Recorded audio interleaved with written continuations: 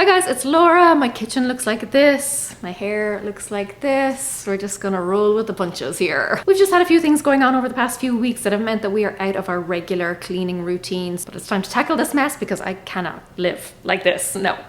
It's getting harder and harder to do regular stuff like cooking and just generally making snacks, and I'm all about the snacks, so I need my space. So today, and hopefully within the next hour, I'm gonna whip this into shape. Two things to note up front. One, this space can be quite overwhelming, so I'm going to show you how I break it down to make it much more manageable. And two, because all the cleaners have come out of the cupboard under the sink, I'm going to go through those and declutter those and kind of talk you through my process there. So first, let's break this down. When I am cleaning or decluttering, it is really important to me to see visible results. I need to be able to see some progress, otherwise I get defeated, I get demoralized, and I run out of steam really quickly. That's why I focus on surfaces, like visible spaces, areas that I can actually see, and I make as quick decisions as I possibly can. So I clear off the surface and just get it to a state where it's looking tidy. That is what is going to give me the motivation and the momentum to keep going, and then afterwards to deal with all of the stuff that I took off there, you know, make those kind of micro decisions, put everything back. But up front,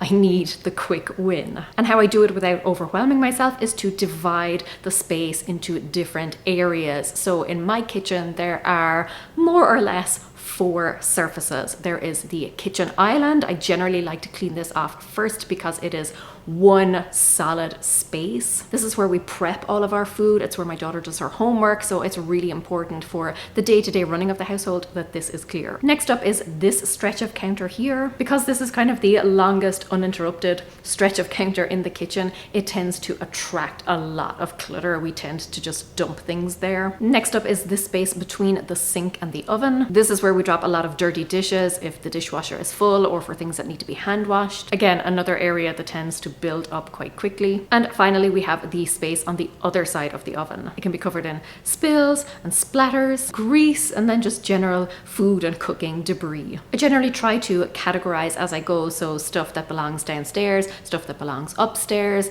I will automatically trash anything that is just pure rubbish. So as I'm taking things off, I'm making loose piles, generally on the floor. And then, like I said, I can come back to those piles afterwards when I've built up a little bit of momentum. As I also mentioned, I like to make really quick decisions. If it's not a yes, I'm definitely keeping this, or a no, I'm definitely getting rid of this, I don't waste time in the early stages of being bogged down by things I'm just not sure about. Momentum, like I said, is the name of the game. The sooner that is broken, the quicker I'm going to be out of this process, the quicker I want to be done with this process, and the less likely that I'm going to make any sort of visible or significant progress. So I try and get about 80% of the work done up front as quickly as I can. I use the motivation then from seeing those visible, tidy surfaces, you know, that little buzz of excitement, to power me through the final 20%, which is generally just putting things back in other rooms or wherever they go. Making those small decisions on whether or not I'm going to keep that little piece of artwork that my daughter brought home from school, etc. Whereas if I tackle that stuff first, I would run out of steam a lot quicker, maybe run out of time if I am distracted or interrupted, and I really won't have made any sort of decent progress at all. So 80% first, and then use the high from that win to power through the final 20%. My hair really does not want to lay flat today. Anyway, the third surface was mainly cleaning stuff, so I've put it all together here in one pile. And confession time, while I am a tidy person, I am generally not a clean person. I don't do much in the way of cleaning, and when I do, I generally just use plain old water and a cloth, or maybe some dish soap. Yeah, there's just a lot of random stuff here that does not see the light of day. I think my biggest sticking point is going to be this tub that is full of cleaning cloths, because yes, cleaning cloths are very useful, particularly if you have a nasty stain or spill or something to clean up. When Jovi was a teeny tiny little puppy, she peed everywhere. But like I said at the outset, I am not going to get bogged down in those types of decisions. Right now I'm just making quick decisions, whether I definitely want to keep something, I definitely want to get rid of it, and for anything I'm not sure about, I'm just going to leave it for it now and I can come back to it at the end. But I'm expecting at least half of this to be gone. I know straight off the bat I can get rid of these. These are just empty containers, but I thought they might be useful for something, that I would store something in them, but it's been a while now and I haven't used them for anything, so these are definitely going. This carpet cleaner, we bought this in our old house, which was a rental, and we bought this to like just kind of spruce it up a little bit before we moved out. I don't think we have used it at all since, maybe when Jovi was a puppy and she destroyed some of the carpets upstairs, but she's house trained now, and I think if we needed our carpets cleaned we would probably get a professional cleaner in, or we have in the past rented a proper carpet cleaning machine, so this can also go. More pet stuff, stain and odor remover foam. Yeah, we don't need this. Even more pet stuff. Why do we have so much pet stuff? I have absolutely no idea what this is. This box here was left by the previous owners, and I was talking to my husband about this recently. I don't actually know. I know it's like something to do with the sink. This is sticky, like the front of this is quite sticky. Listen, if we haven't used it in 4 years, we probably won't use it, and if we suddenly realize what it's for, or realize that we need one, I'm sure this is probably pretty easily replaceable. So this is also going. Wasp and hornet killer. Up to 27 feet jet spray. That is quite the distance. What is this? Tarnish remover. I have never used tarnish remover in my life, so probably not going to start now. Right, so that's that box done. Gloves. These are actually handy, so I will hang on to those. Dusting things, we'll hang on to those. Although I hate dusting with a fiery passion, but that is one thing that when I do dust makes it easier, so anything that makes that job easier, I'm keeping that. This stuff is just like my gardening stuff. Yeah, those can stay. Okay, now for the tough one. Some of them are good cloths, like my Maker's Clean cloths, but then over the years I've just collected a lot of cheap, useless microfiber cloths. I think what I might do actually is separate them out, so I will keep all of the good ones here in the kitchen, and then all of the kind of cheaper ones I will maybe move to a bathroom for any sort of yucky cleaning jobs that need to be done in there, or for use, you know, if the dog throws up or something. But they don't need to be kept under the sink with all of the regularly used cleaning supplies, and by regularly used I mean not that regularly at all, but yeah, I have a lot of these kind of cheaper ones. These are the cloths that are going to the bathroom, all the cheaper ones. These are the Maker's Clean that I'm keeping. Honestly, I could tell just by the feel of them that these were the good cloths. Probably going to get rid of these. I'll donate them. We've never used them. I have made significant progress here. I got rid of a lot of stuff. And then this is just plain old recycling, so that can go. But wow, that is a lot of stuff that I just got rid of. So next then is the fourth and final surface